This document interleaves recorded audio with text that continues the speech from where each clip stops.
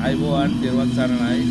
අද පෙබරවාරි මාසයේ 23 2026. ඉතින් මේ අපි ඇවිල්ලා ඉන්නේ කේසාරියා චෛත්‍යයට.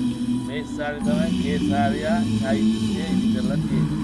එදා බුදුරජාණන් වහන්සේගේ පාත්‍ර ධාතුව තැන්පත් කරලා ඉදි කරපු චෛත්‍යය කේසාරියා චෛත්‍යය ඇතුළේ නම් කරලා තියෙනවා. කාලාමූර්ති ග්‍රාමයේ තමයි එදා බුදුරජාණන් වහන්සේ කාලාමූර්ති දේශනා රාජ්‍යයේ අවසාන කොටස.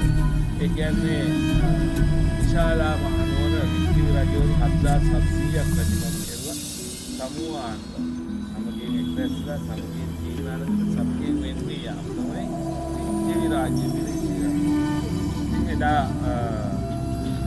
බුදුරජාණන්සේ කුෂිනාරානුවර වඩින අතරතුරේදී එදා වික්‍රම වෙරළ තමන්ගේ පාත්‍ර ධාතුව ලබා දුන්නා.